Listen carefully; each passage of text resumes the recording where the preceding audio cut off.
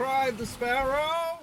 You're listening to the Sailing into Oblivion podcast, where we sit down with everyday people who do extraordinary things. I'm your host, Jerome Rand. Greetings, everybody. Welcome to the show. Today we've got Rutherford Files, new edition. We'll call this the Arctic edition, top of the world, because they caught up with him while he's up there somewhere on the coast of Greenland in a fjord, and he was actually, I believe, tied up to some sort of big dock because they're waiting out some bad weather. And so he took the chance to get together and talk a little bit about what he's doing, what challenges, all that sort of stuff. And then also, obviously, we're going to talk about the planned solo voyage for starting next year for him. And yeah, it was pretty cool. Sparrow actually just weathered the edge of Tropical Storm Chantal, I believe it is, down there in North Carolina. Big shout out to Ben, taking care of, making sure that I got to see a quick video of the boat. There's nothing that makes your brain break harder than knowing your boat is weathering a storm without you, even if it's tied to a dock. So really, really do appreciate that, Ben. Thank you very much. Yeah, we're still up here in northern Michigan. We did the trip the race from Chicago to Michigan City and back.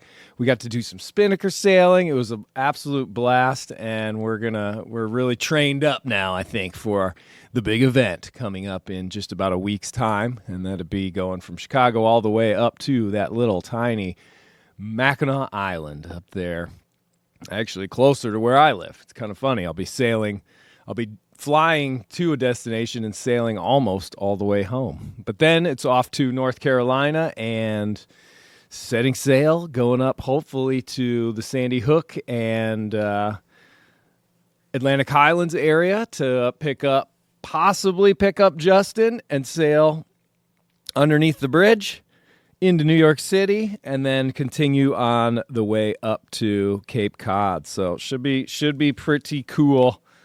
Holy cow, there's a lot going on. It's a little, I don't want to say overwhelming or intimidating, but scheduling this stuff has been an absolute nightmare. I really was hoping to be able to figure out a way to do all of this, including the trip back from Mackinac Island down. But unfortunately, there's just too much. There's not enough time in the day, and there's too many miles on these Great Lakes to be able to figure out a way to squeeze everything in, and it's going to be close no matter what I do, because I have to be up there on Cape Cod for that first speaking engagement right there in the beginning of August. But hey, I like to live in a little bit of chaos. I like that sort of feeling, that anxious sort of, oh man, are we going to be able to do this? Because I think it adds those butterflies in the stomach sometimes. Not necessarily the worst thing. And it seems like when I have them, I'm typically feeling pretty darn good about it because there's things that are happening. I'm nervous still about this, that, or the other thing, but then when I get to do them, then I feel absolutely amazing. So I don't know, take that for what you will. Before we start the show, I do want to do shout out. So OceanResearchProject, they are heavily reliant on outside funding for all their projects to keep the data collection and the science going. On this trip, they still have a few berths available for, I believe, the September trip, going back from Nuuk to Newfoundland in St. John's, and then maybe even beyond that, back to the States. I'm not too sure. But you can check it all out at their website, OceanResearchProject. I got a Great Dane on the floor. You might be able to hear doing her growly thing. Sola, it's okay. Jim will be home soon enough. Great Danes have a very interesting attitude when it comes to the one that they cling on to. And my old man's been down in Florida now for almost 2 weeks. And in the beginning, she didn't know what to do with herself, and now she's clung on to me. And because I'm paying attention to this microphone, she's getting a little noisy. Don't worry. Only 2 more days, Sola. Back to the research project. Yes, check them out. I'll put a link in the description. And you can also, Matt has a Patreon page and all that sort of stuff for his podcast, Single-Handed Sailing. obviously check that one out if you don't already listen to it. And it's always a pleasure to collaborate and sit down and chat with Matt. And I know it's going to go long into the future. If you want to help support this podcast, links in the description as usual. You know the deal. We get the Patreon, we got the one-time donations, all that sort of stuff. And I would like to get Sparrow out, but for another big trip myself. I don't think it's going to happen this winter, but maybe we can start planning for the next. So we will sort of see. Other than that, without further ado, a little caveat. As per usual, there's always a little bit of a complication. And the first 25 minutes of this podcast, the audio gets a little wonky for some reason. Luckily, I caught it before too long. Something didn't seem quite right, and we plugged into this studio and got everything. You know, if you're interviewing somebody who's up at the top of the world, it's going to be a challenge to have crystal clear audio anyway. And so we'll just take it for what it is. And hopefully you enjoy my conversation with Matt Rutherford aboard the Marie Tharp. Thanks for listening. Matthew Rutherford, the old skipper himself. How's the top of the world, bud? It's all right. We got a bit of a storm coming through right now, so we're just tied off to a big giant seawall. And we got 2 more sailboats tied off to us, so my lines are loving it right now. It's low tide. It goes down about 11, 12 feet around here, and I got about, probably 100 tons sitting on my lines as we speak. Wow. We're blowing 30-something out there. Jeez. Wow. I'm up in Michigan at this point, but my boat is down in the Cape Fear area, which just narrowly missed, what is it? Tropical Chantal? storm. Chantal, yeah. Yeah. I got pictures and video. The guys down there, shout out to Ben for keeping me up to date and everything. You know, dude, there's nothing better when you're away from your boat than if you have people that are keeping an eye on things. It feels so good. Yeah, well, it sucks to be away from your boat when a tropical storm hits, for sure. Is it on the hard or is it in the water? It's in the water, but luckily it's in a spot where at low tide it sits in the mud. So even at high tide, because the range down there is only maybe like 4 feet or something, even if it did go down, it wouldn't go down very far. It'd be salvageable. Oh, that's good. Yeah, try to think on the positive side of things. You don't want that. There's nothing good about that. But no. But yeah, I don't know. I mean, what would do it? You know, I mean, the boat would probably, some other boat would have to break free and hit your boat like a bunch of times, or your boat have to break free. Don't even fill my my head. I used to ride out hurricanes back in the day. I mean, I lived in Florida on a sailboat for 4 of them, and Charlie, Jean, Francis, and Katrina. I was in the Panhandle for that one. Oh, so geez. yeah, I left. That's after Katrina. I got the fuck out. 2 days before Katrina hit Biloxi, Mississippi, we were the target. I was over in Pensacola, Florida.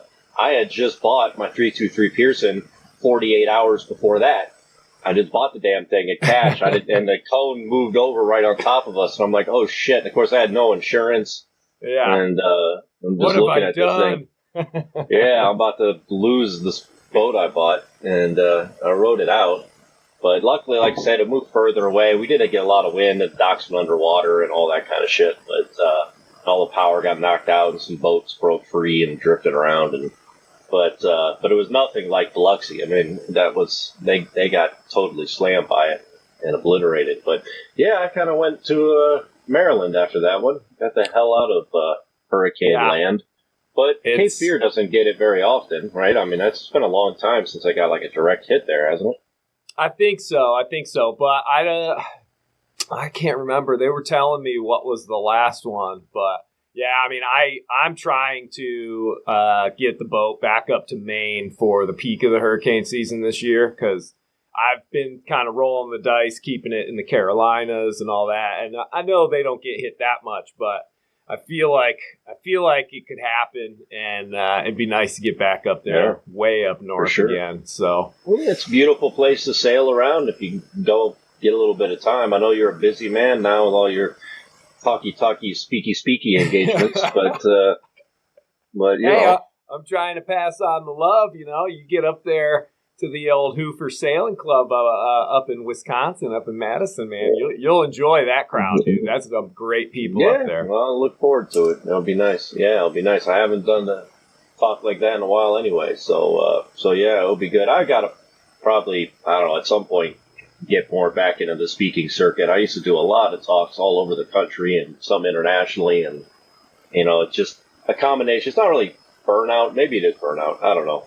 You just do it for a while, and it's good to stop for a while, and then do it for a while and stop for a while. Plus, I need something else to talk about. I know. It's one of those things where you can only tell the story so many times of, around the Americas, or for me going around the world. I mean, the disaster voyage is a totally different story, and I really enjoy telling that one. But sounds like you're going to have yourself a nice little new story coming up here. I heard you're going to bump up the start date on this next solo voyage, huh? Yeah, it looks like it. It's I don't have a boat in particular, but lucky enough for me, I know somebody who was a board member on my nonprofit, built years ago, back in they spent 10 years building it, but basically they're living in Port Townsend, Washington, which is kind of like one of the boat building capitals of the West Coast. You got some places in Maine that are really known for boating built on the East Coast, but we don't got many places left that are like definitive boat building towns, and Port Townsend is one of them. And anyways, they found this hull sitting in a barn, and at the time the guy was single. He was a lawyer, so he was making good money. He didn't, no wife, no kids. Found this hull, thought, it'd be cool to, make a big project out of this, and build this boat up. Thought maybe it cost $100,000 or something like that. He went down like the biggest rabbit hole ever. Spent the next 10 years and like $600,000 taking this hull. The previous guy was freaked out about deadheads, so he had which are trees and stuff, floating around. It's a big thing in the Pacific Northwest. They got a lot of trees floating around. Apparently, people are afraid to run into them. So he reinforced the hull and doubled it up or something. So it's a much thicker than normal hull. It's a Freya 39.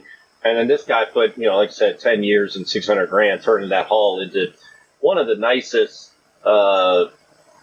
sailboats. I mean, not just because it was Port Townsend, put all the effort into it, which, the everything's cast bronze, the winches are bronze. It's like a museum piece inside. Beautiful sapele. If you look at the wood grain, it changes as you move your head.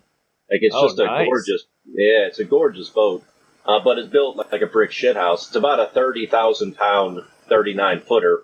So, and full a keel? double ender. Double ender. No, yeah, thank God. I'm not a big fan of full keels. I have had a full keel with the Colvin Gazelle. Now that full keel was super duper fat. I mean, maybe it was a bit of a bad example of a full keel.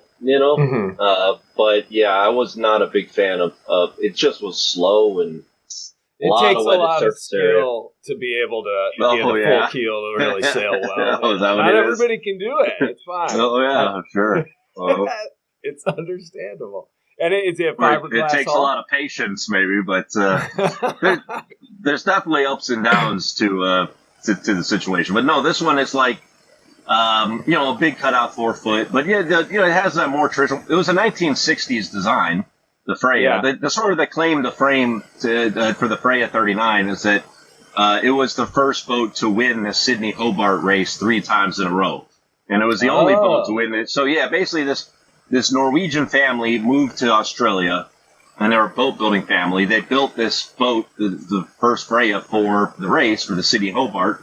They won it. They beat the pants off everybody 3 times in a row, which nobody had done up until a few years ago. So that record lasted for a long time. Somebody in the United States, out west, like in California, heard this story and was like, well, shit, we need to start making these things. This boat, must be amazing. So they started producing them, I think in California at first and in Washington later. But, I don't know if you remember Pam Wall. I don't know if you ever met her. Oh, yeah. She was, She unfortunately passed away about a year ago, I think. But Pam Wall was a little firecracker. I used to see her in all the speaking. Back when we used to have more speaking circuits, about 10 years ago was the end of that era where you would have sort of groups of speakers going to the different boat shows and all that sort of stuff. Yeah, different symposiums and boat shows, and Pam Wall was always one of them, so I'd always bump into her. But anyway, she sailed around the world in a Freya 39 with her family. Maybe it was back in the 70s or something. And now that was a more classic. This is a custom Freya, so the deck is different. Like the hull is a Freya 39, but the deck is and interior are completely different. It was a completely custom one-off sort of thing. So anyways, long and short, this guy was a board member for my nonprofit for 5-6 years. And and we were trying to raise some money years ago. And so we were sailing this boat from Annapolis down to the Caribbean and back, selling berths just to try to raise a little extra money for the nonprofit. And people would get, like an offshore leg, 1,500 miles or so. And I think actually first we were going to Bermuda. Anyways, whatever. I sailed it from Maine and sailed it to Bermuda. I sailed it, about 3,500, 4,000 miles roughly over a couple of years. So I know the boat pretty well. Mm-hmm.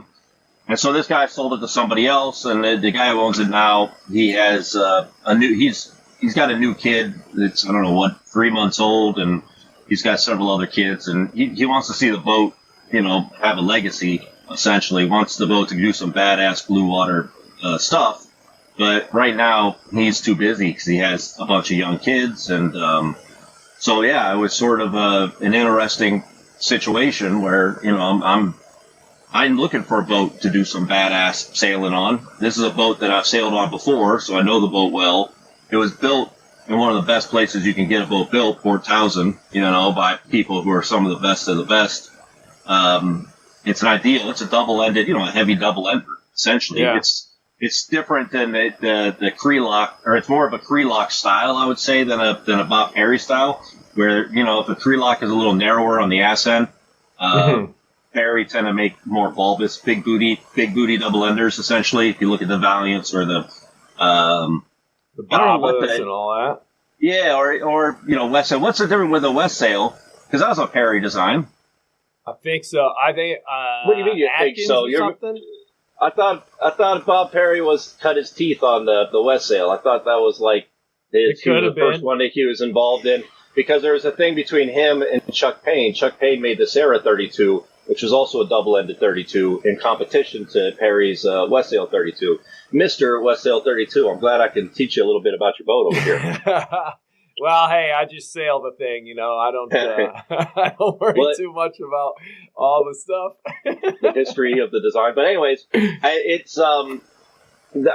think that I've never compared a West Sail 32 stern to a Valiant 42 stern just to see if they're equally kind of bulbous in the back. I know Bob Perry was worried a bit about buoyancy in the stern with double enders. Double enders were just popular at the time. He didn't really care if it was designing a double ender or not. He just thought they were, popular boats, and so that's what he's going to design. But anyways, it's a really cool boat, long and short. And this guy had this project he was going to do this year. People are going to sail it up to the top of Labrador Coast. Getting kind of close to the Arctic on the Canadian side on the way up to the Northwest Passage, and it ended up falling through. So it was sort of like, well, why don't we bump this thing up a year? Partially because now this boat is freed up because it's not doing this other project. And so, and also the funding for research has been so heavily cut back when Elon Musk and Trump were still friends before he accused him of being a pedophile. Which was the craziest fallout of a public friendship fallout, But anyways, a lot of ego there. A lot of ego. Yeah, there's a huge ego in both of those guys, and I think Elon Musk just started his own political party yesterday or something. Which, all right, good luck with that. But who knows? But anyways, the point is that Doge cut 55% of NSF funding. Most scientists get funding through the NSF, the National Science Foundation, to fund whatever. It could be anything, right? It doesn't have to be anything like ocean related or climate related. It could be any science you can imagine. So They cut 55% of that funding, and within the polar section of that, they cut 88%. Jeez. Yeah, 88% of the science funding to work in the Arctic or the Antarctic doing whatever you can think of is gone now. So scientists are scrambling, as you can imagine. From what I understand, we're losing our last Antarctic research vessel, the Palmer. They're going to be cutting that. So we're losing, we're losing entire large research vessels that have been in operation for years working in these areas. Yeah. So we don't get government funding, so it's less of an issue for us in some ways. We never have got government funding, but not for any of our polar stuff, at least. But at the same time, it makes it really difficult. A lot of the equipment we don't own. Like this year, we have over $500,000 of scientific equipment on the boat. We own some, but most of it we don't. It's going to be really hard to get up here and do research again. We didn't get any funding for this year's project for the most part, outside of me selling some bursts on the way to and from. But this is going to be a bit of a negative for us in the bank account when we get back. We've saved some money up over the last few years, but this is going to kill that. We can't do this 2 years in a row. We can't come back up here 2026 and do another expedition off of what little we've been able to save up, because there won't be any savings left, essentially. Yeah. I think it's important that we get up here and do this research this year. And it'll be good. Nicole needs to, she's going to wrap up her PhD. She's going to be publishing some papers. So it's also good for her just to have a break for a year from the science. Because these expeditions, well, not from the science, but from going into the field. Yeah, the data collection and all that stuff.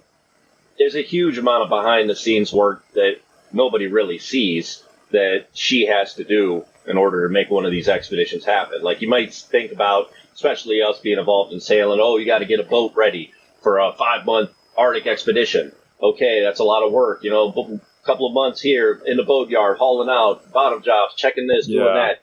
But you don't really think about the science side because you were just not that familiar with it, I guess. I mean, most people, who are sailing don't realize just how much work it is. So anyways, it'll be less of a thing on her plate for her to have to deal with and give her more time to finish what she needs to finish, get some papers out.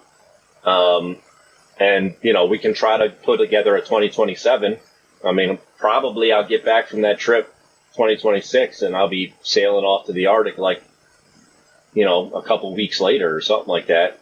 Which would be really interesting if it works out like that, because I'll go from being alone for, roughly 300 and some days to being on a boat for 180 days with, 6, 7, 8 people on board, which would be a very, and you're like always on the boat together, it's like you live together on this thing for, you don't get off the boat very often. So this is kind of a rarity, this hanging out on the seawall, waiting out a storm, this usually doesn't happen.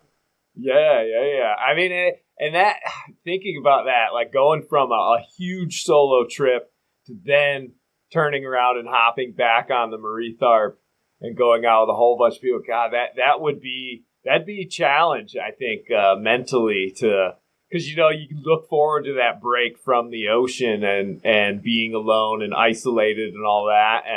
But I will say, it didn't take long for me being back on land before I started craving being right back out on that ocean. Yeah, it'd be interesting, being a bit of a mind fuck, but it'd be an interesting one, I guess. You're up to the challenge, I'm sure. Yeah, I mean, at this point, whatever. I've done enough of these types of trips now. It's taken me a while to adjust to doing these types of trips, honestly. Like, having 2022, I find myself being less frustrated every year. Like, just generally speaking. Well, you get better at it, Yeah, well, I just don't let things bother me as much. Like, 2022, everything was bothering me. We had just spent so much time, working on this boat and trying to make it perfect, and then a bunch of people come on board, and, just watching people. The people are making lots of messes and leaving shit everywhere and dinging things up, and just, you're just like, I don't know. Plus, I think the pandemic didn't help. We all had been quarantined for a while at different levels, and now all of a sudden you're around a bunch of people, and it was like the opposite of the pandemic, because now you're living with all these people. I don't know. I mean, I'm sure it was a combination of things, but some of it was definitely me, and but yeah, I've gotten, at this point, it's kind of just, you're just kind of used to doing this stuff. So anyways, yeah, hopefully things work out. You know, I mean, so far things seem good as far as doing this trip. Obviously, it's heavily on the side of the boat and being able to use this boat, but it looks like everything's good with that. The boat doesn't need a ton of stuff. I do need to raise some money. I need to work on that. You know, new sails, you know, this, that, and the other. I'd like to get a hydro generator. It'd be nice to have power, you know. Power's kind of good. Yeah. Well, I mean, you could do a little bit of solar. I would assume you're going to keep it pretty basic, but you're planning on having Starlink and stuff, right? Yeah. So I'm trying to raise money. I'd like to get some equipment if we can do it. I'd like to raise some money for the nonprofit while I'm doing this thing and try to. I mean, I've been wanting to do a big single-handed trip again for years. Yeah. And this was one of the ones I've been looking at, you know, trying to do the figure 8 nonstop single-handed. But yeah, at the same time, like, you know, we're having big problems with funding, generally speaking, and we need better science equipment. So, you know, you can only borrow this stuff so many times before eventually you just, you know, you need to buy it.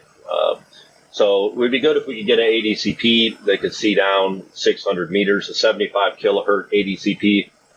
It's acoustic Doppler current profiler. Lets us measure the velocity of the water coming off the glaciers to get better. You know, it all goes to sea level rise models, essentially. You need to know how fast Greenland is melting. Yeah. And there's various ways to do that, but you need actual somebody there. You can't do it all with models, you know. So you need some real data that you can plug into these models to make them better. And obviously, you know, going back and forth in front of a glacier face, we do it over a 24-hour period, running this ADCP, measuring the velocity through the tidal cycles, and a day-night cycle, if there is a day-night cycle, because sometimes the sun doesn't set in the summer. Depends on where you are. But still, that's sort of the gist of it. So yeah, that's about $150,000, you know, just to get one of those. So there's some different sensors. Is that to replace the one that's hanging off the bow? We have two of them right now. So we have a 600 kilohertz and a 300 kilohertz right now. So the 600 is the one that's on the pole. You saw the 600. You helped put together the pole. We didn't really use it much. Yeah. It pulled us in a fall apart in the ocean. While I was watching your video this morning, I was like, oh, I remember putting that on with Kaz and horsing around all those huge bolts and hoisting it out of like the hold, you know, down below at the companionway and all that. It brought me back, Skip. Little tear. I was like, oh. Yeah, the old mega tower, man. You know that mega tower cost $40,000. Jeez. You know, that's nuts. I mean, all this stuff is crazy expensive. We got a discount on it. We paid about half price because it was a used unit. We were able to convince them to give it to us cheaper, but. Yeah, I mean, everything. That's like all this research stuff is just crazy expensive. You know, like, do you remember the CTD that we were lowering off the back of the boat? Yeah. Yeah, that thing is $40,000 too. I mean, that's just like, it's just everywhere you look. It's just crazy amounts of money. You know, we have equipment in the lab right now. We got $300,000 worth of sensors for this carbon and methane project we're doing for the rest of the trip. And, you know, you look at one of them is $100,000. And, you know, it just doesn't rise. Like, that's a really, really, really nice car. That's a nice boat. That's like a caliber 40 right there, you know, or something like that. So, you know, that's a couple of West sails. Yeah. Oh, yeah, definitely. So you've been doing all the glacial melt and all that sort of stuff. And watching, I mean, great job on that video, by the way, the editing of it. The beautiful landscape shots from the drone and everything. Holy cow. That's most of it. Yeah. That's most of it, right? Is I don't know. I mean, I don't know what to do about it's hard because I got to do all the captain stuff. I'm trying to film as much as I can in there and then edit when I have the time. Yeah. But it is, you know, it's definitely, I don't know. Just trying to show, like, this is the research, this is where we're at, give people a sense of what it looks like to do it, what it looks like to be in these places, what in the world we're doing in the first place. Yeah. Well, it's great. You're building a really quality sort of catalog for people to discover and jump into it. And you're doing it, I think you're doing a fantastic job as far as putting together something that's fun to watch, also informative, and it's like the real deal. It's not, you know, it's not your typical sailing video. It's got some real heavy stuff in it and purpose behind it. And just keep pumping them out, man. It's fantastic. But I know how much work there is to be done to actually produce it that well.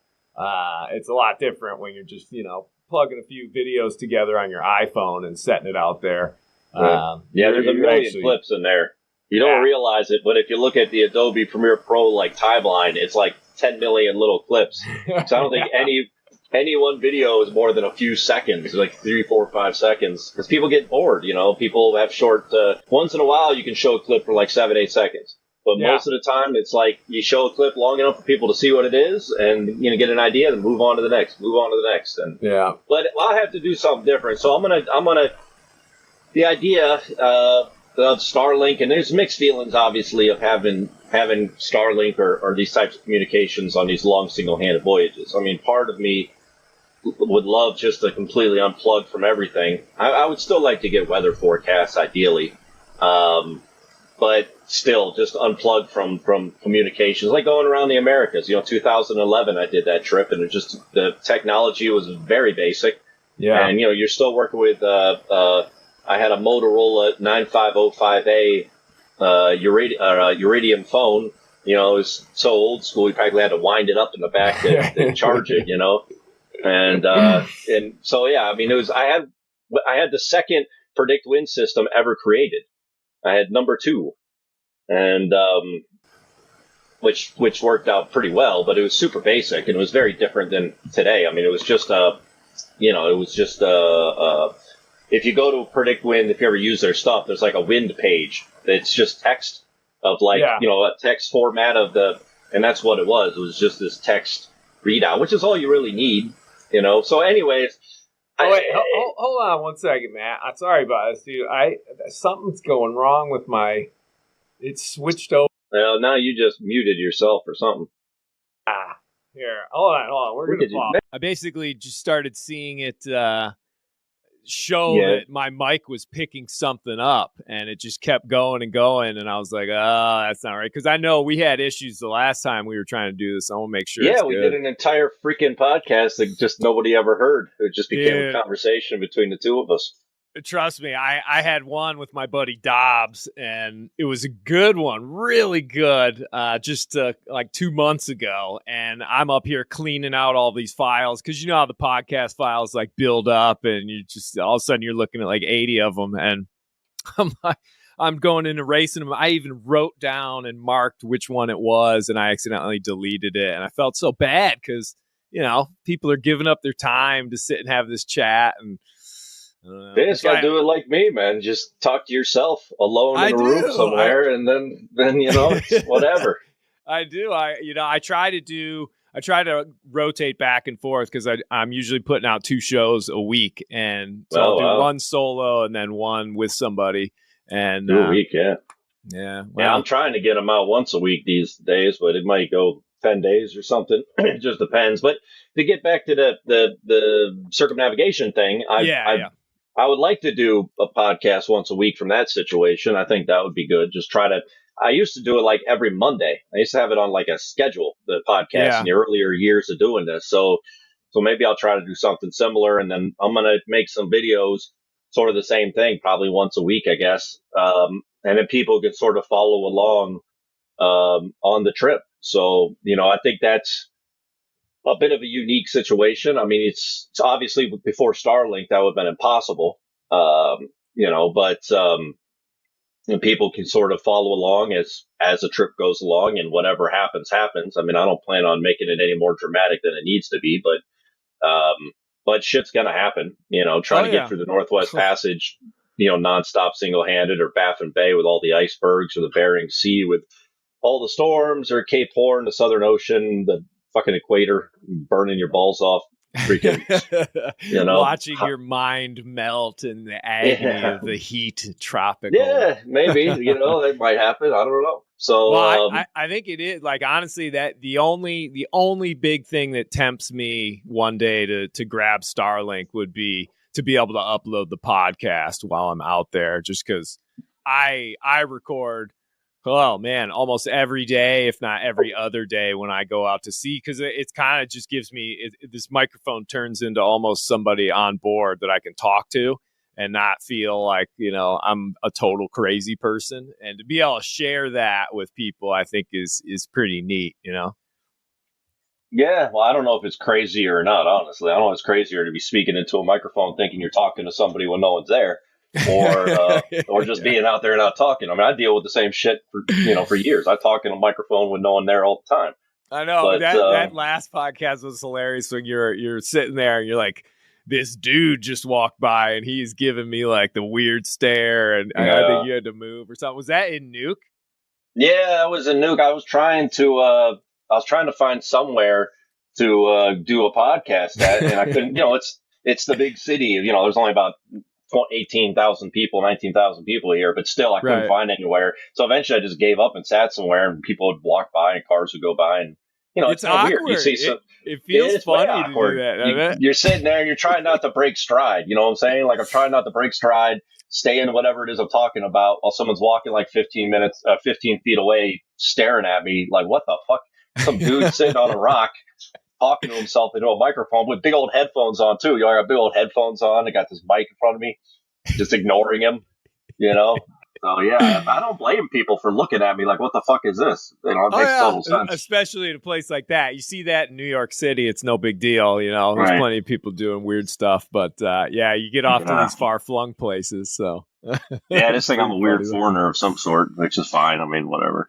But yeah, it would be good to film this thing, and I think it would help us raise money. And, I'm trying to ultimately, I'm going to make some big crazy goal like $1 million or something and see what we can do. But nice. That's got to, dude. You got to. I mean, if you're killing two birds with one stone, essentially, so you get to enjoy, the freedom of doing another big trip, but at the same time, kind of revitalize the attention for the non-for-profit. So going into the future, you can do bigger and badder things and just continue it on, right?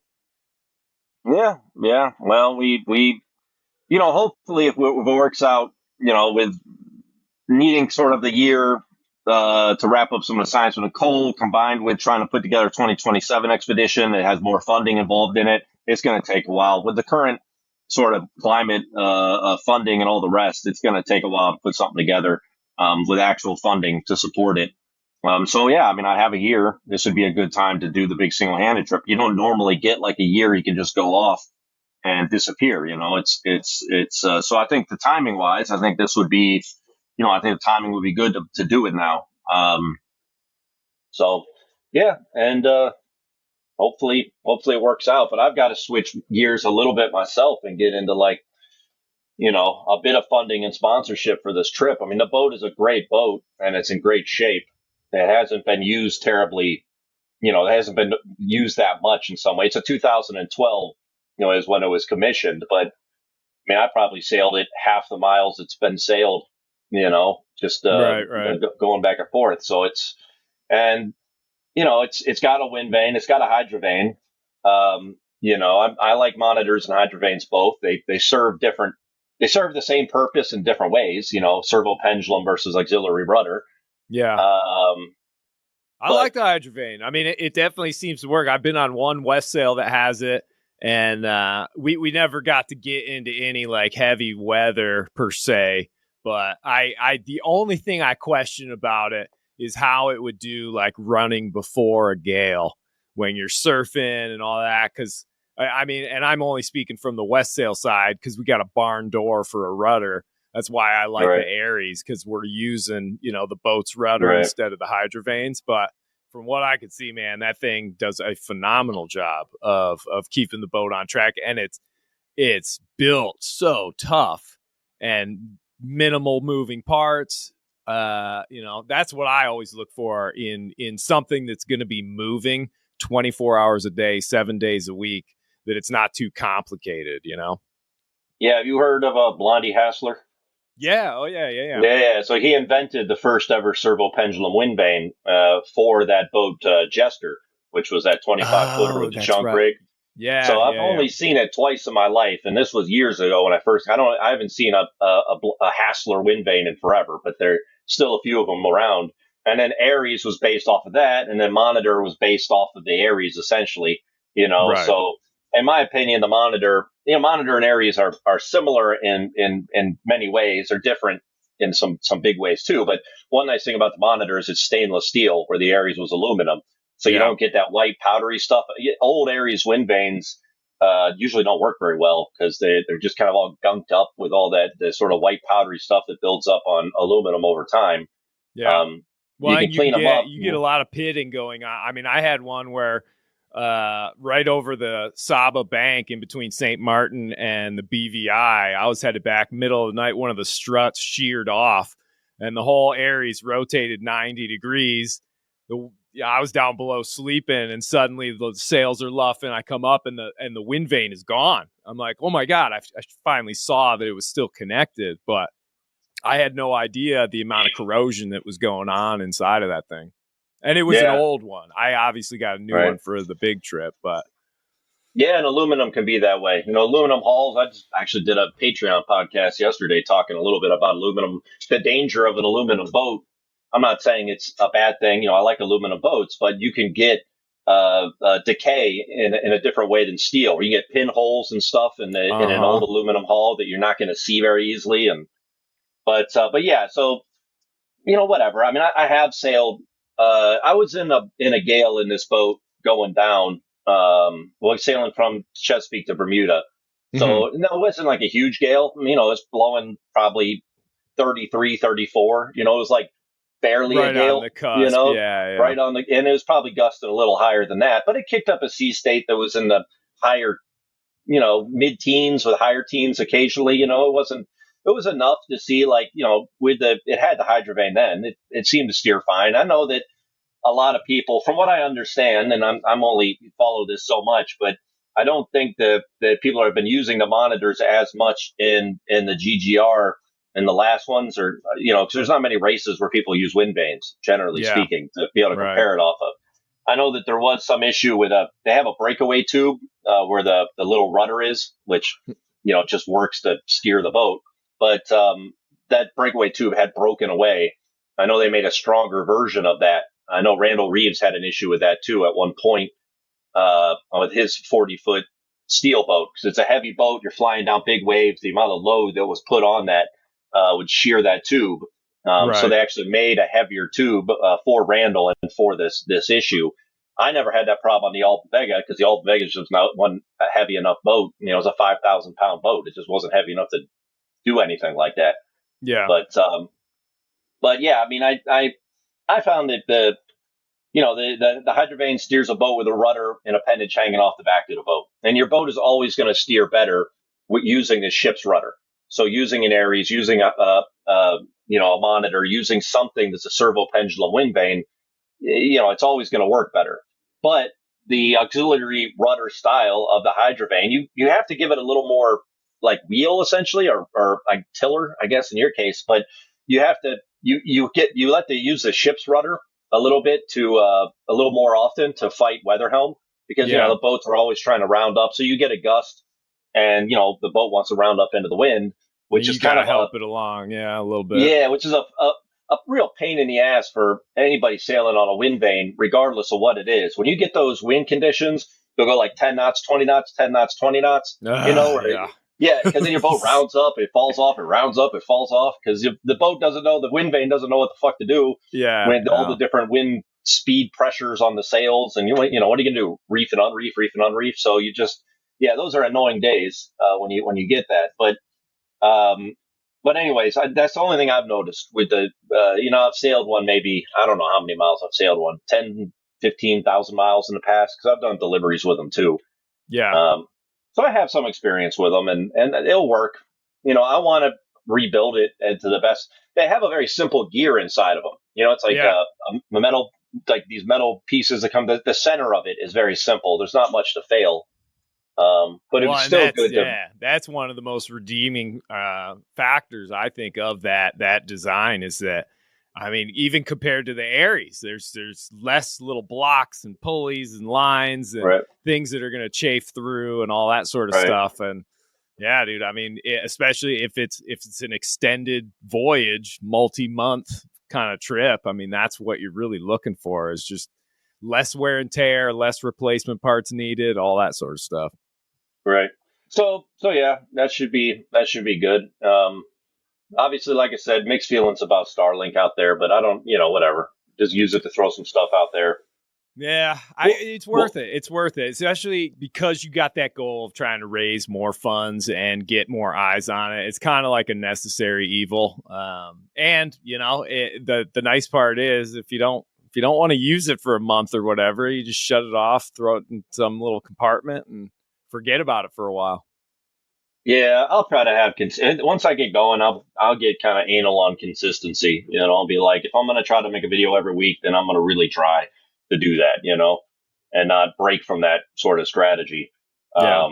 But they're definitely not going to be, I don't know, whatever your typical influencer video is. I'll be talking about whatever issues, strategies, whatever it is, storms, ice, or whatever, but I'm not going to be, I don't know, crying about how hard it is or trying to dramatize some little just slap squall. that Speedo on, Skip. Get yourself a nice little tan. You'll draw in the crowd, I'll bet. I get those videos still pop up in my YouTube feed because YouTube just knows I like sailing or something. I had one pop up a while ago that said tropical storm at sea. And I'm like, oh shit, okay. I mean, I normally don't click on these, but a tropical storm, that's something. And it's just a squall, like somebody's down in the Caribbean and they get hit by a squall and they're just like, making some big deal about it. This ain't a fucking tropical storms have names. That's what just hit your boat was a tropical storm. I mean, this is just a fucking squall, but I don't know. I mean, it worked, right? The clickbait worked. I mean, I fucking clicked on it. So exactly. So, yeah. Wow. Yeah. Hey, so with the trip, do you have a destination or a start and stop port? Are you going to do Chesapeake? Yeah, Annapolis, Chesapeake. I mean, the real start and finish line would be the same as the circumnavigation of the Americas, which would be the Chesapeake Bay Bridge Tunnel. And that's just because when your incoming line goes over your outgoing line, you've done it. You draw your little, whether it's the circle around the Americas or the figure eight or whatever it is. But I would like to do first landfall in Annapolis, which is what I did last time. I mean, the trip basically ended at the mouth of the Chesapeake, but I didn't step foot on land until I got to Annapolis. So, yeah. And I had opportunities to. I remember pulled off at one because I got towed up the bay. That boat was so busted up. Crab sent somebody down to the bottom of the bay because I was raising money for them. This little power boat, and they towed my ass up, which was nice. I just sat on the boat drinking, beer and watching the bay go by. It took a couple days to do it. And halfway up, we tie off on the kind of a remote part of the Chesapeake, and the Albany Vega's tied off to the little power boat that's tied off to the dock. And they all get off, take showers. I'm like, no, I can't leave the boat. Like, oh, nobody will know. It's like, no, man, I can't step foot on land to Annapolis. But I'm looking over. It's a gorgeous day, like a gorgeous spring day, and there's like this freshly mowed grass, like it's right next to me. All I want to do is like roll around in the fucking grass. Lay under a tree and shit. But that's what I did. I stepped foot on the dock in Gloucester, and within just a few minutes, I was up on the land. I just needed to feel grass under my feet, and I just laid right down on it. It felt so good. Yeah, no, it is nice. My second single-handed transatlantic is the first thing I did when I rowed a boat over to land and just laid on the ground. But yeah, so it'd be nice to do the first landfall in Annapolis. But the idea is it's similar in some ways to trip around the Americas, where you leave out of the Chesapeake and you go north between Canada and Greenland. You turn left and go through the Northwest Passage and around Alaska and down the Bering Sea.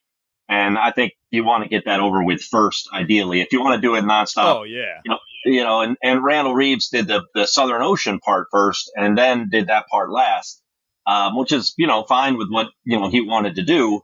And it wouldn't have been impossible necessarily to do it that route and do it, nonstop. I think it would be a lot harder just because of the timing. The Arctic part, the timing is so important. It's also the fuel too. I mean, you don't want to carry all that fuel around the entire Southern Ocean. And then, because I mean, dude, when I went up to attempt it in 2020, I mean, I had like a 250 gallon fuel bladder sitting on the cabin sole that I built my bunk over the top of. And like that became, once I got turned around and had to go back into the Atlantic during the hurricane season, that was my biggest worry, was like, dude, if I really get in trouble, I'm gonna have to pump this thing overboard or something. I can't have it rupture and have 200 gallons of diesel sloshing around in my boat. Like, and it was such a mental, like, it was the most stressful thing about that whole voyage. I didn't even really care too much about like the fact that there were so many hurricanes in the Atlantic at the time. It was just like, dude, what am I going to do with this fuel? What am I going to do? Right. No, it's definitely a big problem for sure. I hate fuel bladders, but they are a necessary evil in this case. Yeah. I mean, to try to Northwest Passage, there's people that motor through the entire Northwest Passage. It's actually a fairly common thing. So, to try to sail through it without stopping, you're going to be motoring, or you're going to be bobbing, because you can have like 5 days go by with no wind at all. And then it blows a freaking gale, and then 5 more days with no wind at all. It's just, and it depends. Every year is different. You don't know what it's going to be like till you get up there. You don't know what the ice is going to be like. Sometimes the winds come more out of the west. Sometimes they come more out of the east. So yeah. What time of year? So do you have like an estimated departure date, like mid-August or something? No, because the center of the Northwest Passage usually opens up somewhere around mid-August. Oh, okay. So I need to be up there before. I think I came into Lancaster Sound on August 1st. Going around the Americas, and then I sat on a parachute sea anchor for a few days and waited out some of the ice, just drifting around. And I might do that same thing again. I don't know. We'll see. We'll see what Peel Sound is like. Most people go through a little shortcut called Bellet Strait. I did Peel Sound because Amundsen did last time, although I don't necessarily have feel the need to follow Amundsen's exact route. He's the first guy to ever go through the Northwest Passage because I already did that. So if something else opens up somewhere else or whatever, then I'll take a cut a different direction. But yeah, that's the general idea. But it is brutal. I mean, you lose, 20 pounds or something too, because the sleep deprivation is such a massive part of it. When you have ice and you have fog, Baffin Bay is a really difficult section of it too, because there's a lot of ice in Baffin Bay. Baffin Bay is huge, 600 miles by 800 miles. I mean, you can get a big giant sea state in there. You got lots of ice. You got lots of fog. Really bad storms. Like the storm I'm waiting out right here. It doesn't feel too bad here. Blowing maybe 30 or something, but it's blowing like 45 just out there. Gusting 50. I mean, we just went through one on anchor. I showed it in the video for all of 7-10 seconds. I didn't want to make a big deal out of it. That was a 24-hour sitting on anchor for 24 hours. Gusting up into 50, and we drug anchor like a half a mile in that damn storm. Oh, really? Wow. Oh, yeah. You were tucked up in one of the fjords pretty well, though, but it definitely, you could see that wind. I wasn't tucked up by the time I got done dragging anchor. I was out in the middle of the damn fjord. But that fjord is a weird fjord because it's got more sediment than any other fjord in Greenland. Like 20% of all the sediment that comes off glaciers comes to that one place. So it's a real shallow fjord and it's really mucky. And that's also part of the problem is that it's kind of sludge. So I had to drag out into the middle of the fjord to find more compacted mud that I could actually get the anchor into. But it was also still shallow. It was like 15 meters. So it was like 45 feet in the middle of the fjord, which is for Greenland. I mean, you're usually talking like 500 meters or 1,000 meters. Say, super deep. Yeah, so for that fjord in particular, you can drag a while. Most fjords, you can just drag out in the deep water, and now your anchor's just dangling under your boat. And you got to pull it back on board and try to retry it over and over until you get something to grab onto. Anchors work really well until you get to like 40, 50 knots, then you find out what your anchor's really about. Well, does the Marie Tharp, does she jog back and forth in the winds, or does she stay pretty well pointed? She doesn't dance around too much. It's really minimal. I've definitely had boats that are going all over the place on anchor, like a fucking crazed Bronco or something. But the West Sail does it so bad. Anytime I'm going to actually be leaving the boat, even if I'm in a good spot with good holding, I end up putting 2 anchors out, like one tied to the next, and then the chain coming up, because it just goes way over in each gust and it'll just yank it out. I don't have excessively big anchors by any means on the boat, but I've always found that you add that second one, like in a series, and holy cow, that holding is so much better. Like on the same chain, you put a second anchor on it? Like on the... I usually take, so I have like a Danforth that then has like 20 feet of some pretty heavy duty Spectra, and then that's tied to the heel of I think it's like a Bruce or a plow anchor that then has a chain going back up to the boat on a bridle. Okay. And it just, because I mean, you know, when especially in, when I was anchored for a long time in Dominica, the winds that are rolling off the mountains and stuff up there are just ferocious gusts. And if she got caught sideways and then a bigger gust came in, I mean, it just kept yanking the anchor out. There was one day I'm on the beach and I'm kind of watching and I see her and she's just floating away. I'm just like, oh man, here we go again. And there's a lot of times where I go, you know, cruise to some of the other towns and visit friends and I'm gone all day. And the last thing I want is, you know, Mighty Sparrow's gone, because she'd go, you know, get blown straight out into the Caribbean Sea and I'd never see her again. That would be a bad thing. That would be very bad. Yeah. We used to do something like that on our last boat. I called it like battle mode or whatever, but we were dragging, and we were getting 2016. We're getting these really bad winds. You get the willy walls coming off the mountains during these storms, so it's already blowing like 50 or 60 sometimes, gusting 80 or something, just ridiculously strong shit, and just dragging you out, and you're hoping like hell it holds, and you're way north. And so, you know, those dinghy, usually they're dinghy anchors, they're kind of small guys, so they're like the 3 prongs and they fold together, and you can open them up. So, and they're usually like 5 pounds. You know, you use them for dinghies usually. So they got versions of those in Greenland. They're like 50 pounds. And, you know, the flukes all fold in so you can stow them. So I bought 3 of those things to add. So I'd like have the anchor, and then I'd have like, 30 feet of chain or whatever the depth was of the water, you know, so that, you know, and then I would have a series of those just shackled to the chain. And it's like, well, fuck, you got to drag all the shit if you want to drag anchor. Right. And they all got these giant flukes on them and all the rest. Aren't those specifically made for like rocky sort of bottoms and stuff like that, so those flukes can just grab on? Because that's the old traditional like fisherman's anchor or whatever, you know, the one that's always tattooed. I think that was the big thing, is that it bites into whatever rock surface and kind of digs itself in. But they're a nightmare to get out unless you can dive on it and pull it out kind of by hand or whatever. I guess, you know, you do the tripping line and all that sort of stuff. But I don't know. I was always told way back in the day, you know, you if it was going to blow real hard, you'd take 2 anchors out at like 45 degrees. And I've done that. And all that happened was, as we pulled one anchor out, then we'd pull the other one, and slowly they just mesh together, tangle, and then you just drag everything. And that was when I switched over to doing the series anchor. Yeah, that's what I tried that too in a hurricane, actually, in Florida years ago, and I just pulled both of them out, wound up in the marsh, like, I don't know, 100 yards from high tide or something, you know.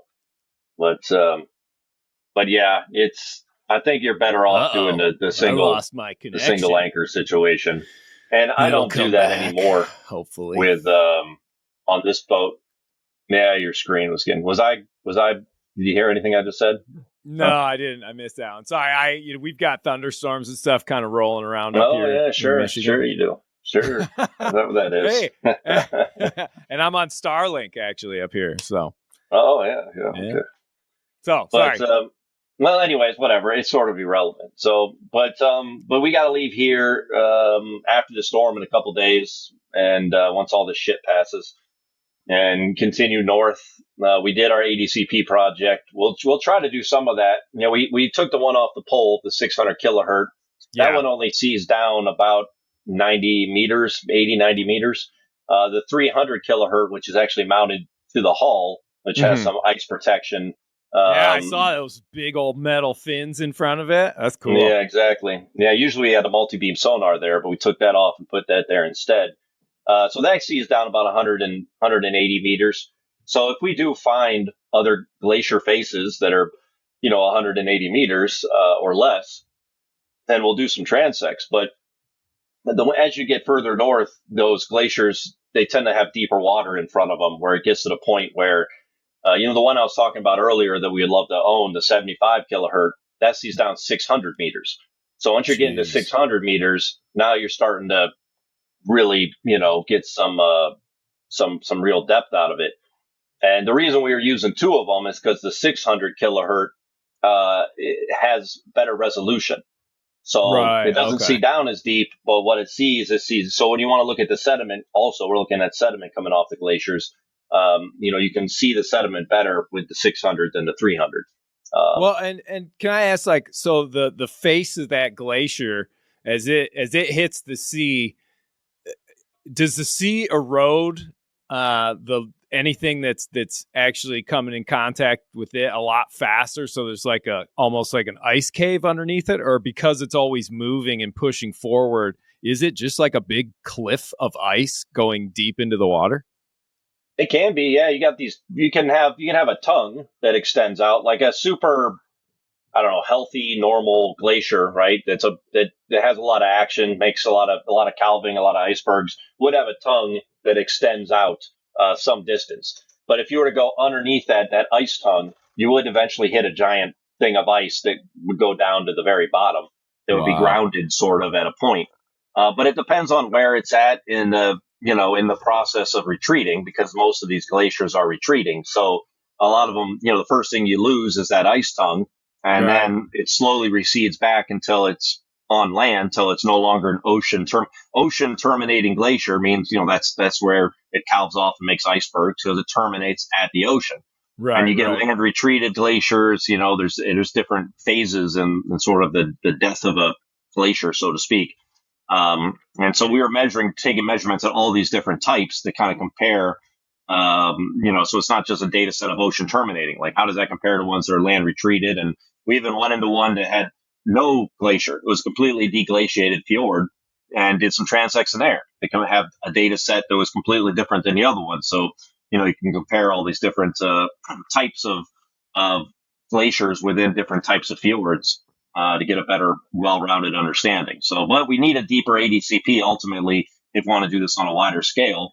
Yeah. Because it gets deeper, as you get further north. It's just the reality of it. So it's only 150,000. Yeah, just a little chump change. You'd be able to pick that up, no problem. 3 or 4 West Sails, About 1,000 Alban Vegas, I think. There you go. Well, and it looked like, you got some good footage of some of the calving going on up there. I saw in that one shot, like, you see it kind of crumble, and it's a drone shot because you can see the Marie Tharp, and like as soon as it goes, the Marie Tharp just starts moving. Like, oh, time to get out of here. Yeah. You see that stuff all the time up there?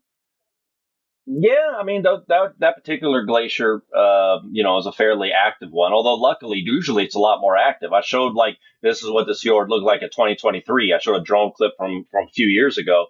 Yeah, a couple years ago, and there was filled with ice. Right, and normally that's the way it is. We've never seen it with that little bit of ice. We expected it to be full of ice, and that happens every once in a while. Glaciers aren't a constant. They're moving and calving. But there are times when they're calving a lot more and a lot less. And we just happen to get in there at a good time where the fjord wasn't full of ice. But most of the time it's full of ice. And so there are a few fjords we would love to get into where nobody's ever got any data because they're just so full of ice from a very active glacier. But if you look at the satellite records a few times a year for a few days here and a few days there, it will flush itself out. And it's like, if you were just timed perfectly, you could get in there and get some good data where nobody has ever been able to get data. But usually, obviously, it's an odds game. You have to be very lucky, or you'd have to sit there and be very patient. You have to be sitting there for like a month waiting for that little couple of day window to get in there. But then that's the thing. I didn't describe that well enough in the video, so I'm still working on it. Like, I didn't describe them. We talked a little bit about having two ADCPs. We didn't get into the fact that one of them just has higher resolution, the 600. So we use it where it's shallower, and we use the other one where it's deeper and more icy. And we talk about it briefly, but whatever. I'm not Steven Spielberg over here. So. No, hey, like I said before, man, I think you're doing a great job. And hey, the nice part is you can do like a series of videos that are just specifically about like one little subject, cut the time of the whole video down and you create the whole playlist on it and all that sort of stuff. But whatever you do, just keep doing it, because you are building this catalog of great information and just beautiful footage, man. Holy cow. It really is stunning up there. How much longer do you have up there in Greenland? Oh, a while. Another couple of months at least. Let's see here. Yeah, a little over 2 months. Okay. So yeah, we're gonna head north from here, and we're going all the way to like 70, probably 79 north or something. Jeez. We're going as far north as you can in Northwest Virginia. So yeah, we'll be above the Northwest Passage is like, I don't know, 75 and a half or 76. Yeah. So we'll be north of the Northwest Passage by a good deal. And but this is where we did a lot of work in 2015 and 2016. We did a lot of mapping of areas up. Nobody had gotten up there because it was so far north. So we spent a lot of time up there in the first couple of years that we were operating in Greenland, and we haven't been back there since 2016. We got a huge data set from this one large area, about half the size of the Chesapeake Bay, called Ingelfeld Bredning, which is like Ingelfeld Fjord, essentially. Mm-hmm. And so we're going to go back. It's been almost 10 years and see how things have changed in that time period. So that'll be interesting. Yeah, for sure. Holy smokes. Yeah, plus but it's kind of a bitch. There's no fuel docks up there. I mean, and it's like a 600-mile passage from the last place you can get fuel to get up there. Upernavik is the last fuel dock you can tie off to and get diesel. And then anything in Upernavik's like, I don't know, 72, 73 north, maybe. Yeah. So it's a long way up there. Do you have like extra 55-gallon drums on deck? Yeah, we got 2 of them. There's a Connacht does have a pump, but you got to jerry jug it. And you can imagine jerry jug it. We used to, because when we were up there operating, we were mapping. So we used to jerry jug to fill the Colvin Gazelle, which would be like maybe 100 gallons or something we would get in 5-gallon jugs. It'd take you all day. And we had a rowing dinghy. So you'd row our ass back to shore and we'd get these jugs and carry them down this dirty, muddy slope and then put them in the dinghy and row them back to the boat. And just 8 hours, just back and forth all day. The things that the videos don't tell you. Oh, yeah. Well, yeah, those videos from 2016, it's a lot of stuff. And, I wish there was someone more dedicated to just filming, because there's a lot of that background stuff that would be interesting to be in the video, that B-roll, that man. People just don't.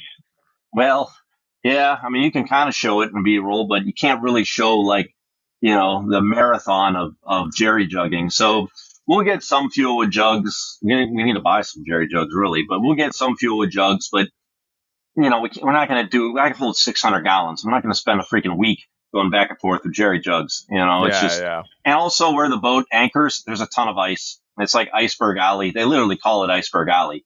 And ice is just coming by, big chunks of it just coming by the boat constantly. So it's sketchy, the whole thing is not ideal. So, and then once you're, how long will you spend up there before you go down? Do you have to go down and resupply in Nuuk again? Well, we got to pick people up in Nuuk for the journey back. I'm funding a lot of this expedition, selling berths on the way to Greenland and the way back from, which are berths still available on the leg from Nuuk to St. John's, Newfoundland, and St. John's, Newfoundland to Annapolis. But what you can see on the website, OceanResearchProject.org. Link in the description. Link in the description, man. Hit the sail with us button. But yeah, so that's, we'll be leaving on September 9th from Nuuk to sail back, and we'll be back in Annapolis in October, just before the boat show, essentially. We'll be back October, I don't know, 7th or something like that. But yeah, so we got to get, we got to pick some people up on the 18th in Upernavik. And then we push north from there, and there'll be about a month of sailing up as far north as we can, hitting those areas up where we were able to get a lot of data in the past, and then coming back down again. So we'll be up there for, I don't know, hopefully 2.5, 3 weeks in that very far north area. Yeah. And it'll be good. It'll be good. Cool. Man. Up there is gorgeous, man. I mean, up there is where you see narwhals and polar bears. Up there is, like, the polar ice cap is like on top of the mountains around you. So it looks like somebody took icing and like put it on the mountains, on the tops of the mountains, because it's right there. Yeah, but you get some nasty willy walls from that. I mean, when you have polar ice cap, it's something with the changes of temperature, and I don't know, but you can get some insane, downdrafts or whatever you call it, coming from those things. 2015 was beautiful. We're up there. We didn't have any bad weather. It was gorgeous. It was super light winds. 2016, we had tons of bad weather. So I don't know. Hopefully it's mellow. I expect at least one or two bad blows on anchor, but hopefully hopefully we don't get blown off our anchor. We've definitely had that happen before. It's such a shit show. Is it a possibility that like you have some polar blast of minus 30 degree wind coming down where you guys are just fully kitted up and like frostbite and all that, or is that not really a thing during this time of year up there?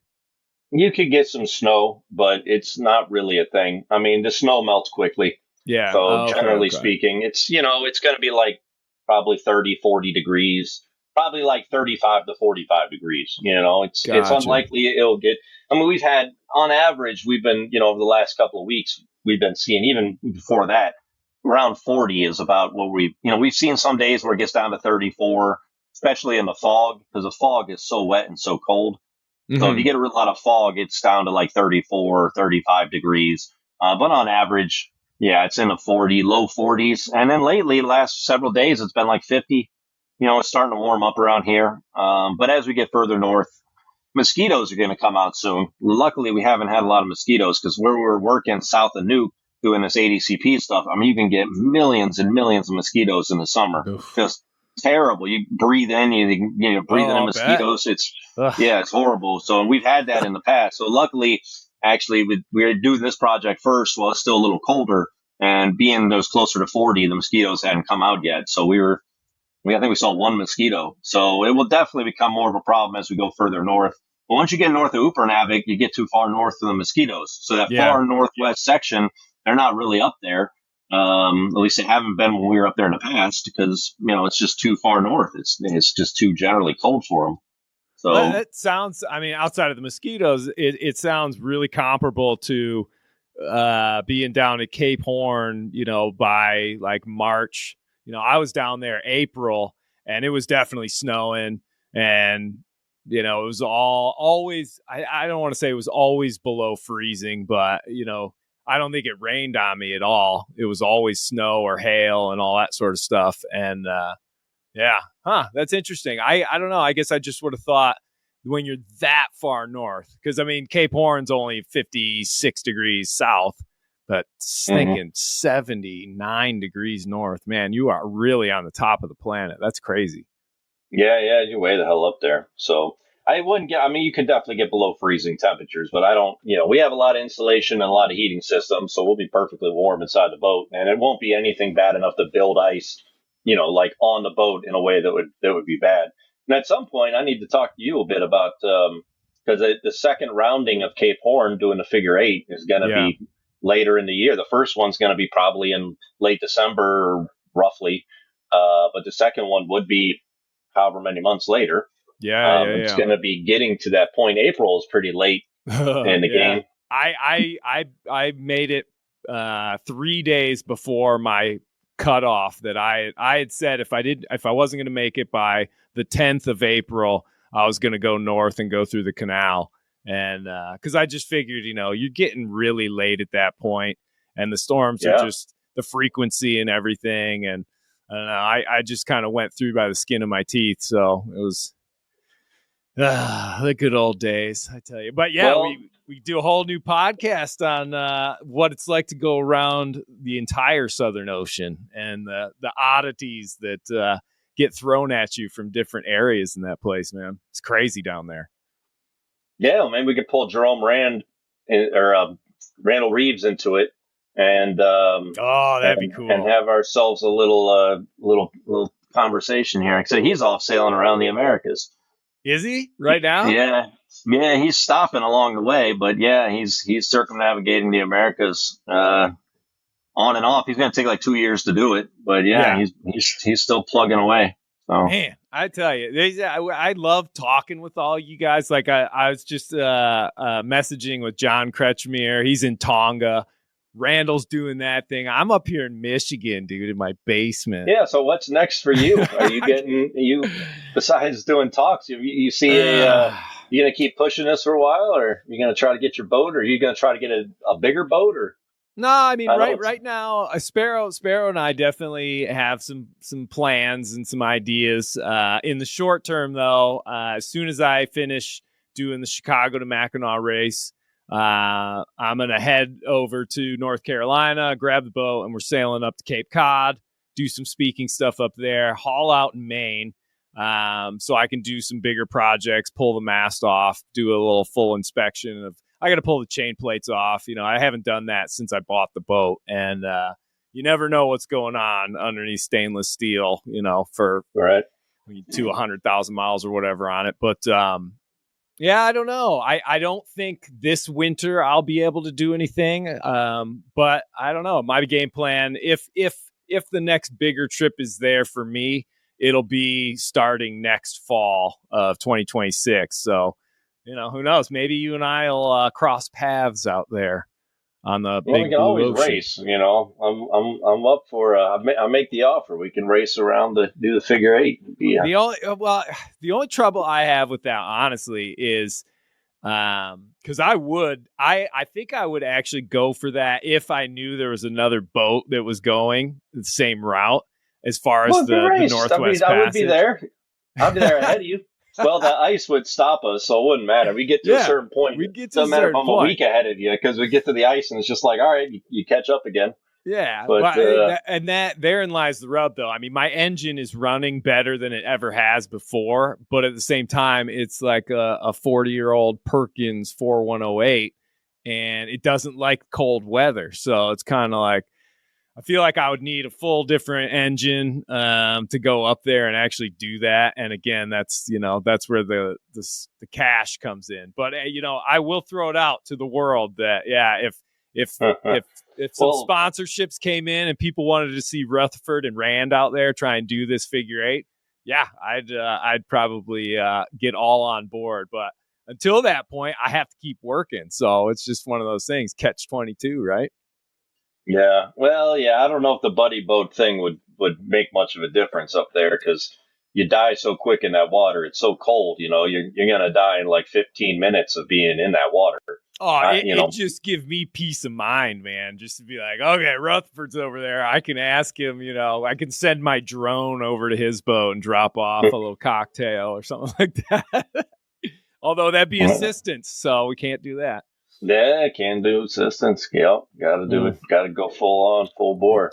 But I'll tell you what, man. I got to bust out of here. But yep, we'll have to talk more. I definitely see a couple more podcasts in our future in the short term, and talk about Southern Ocean, and maybe do a little more plotting and planning for 2026. You never know.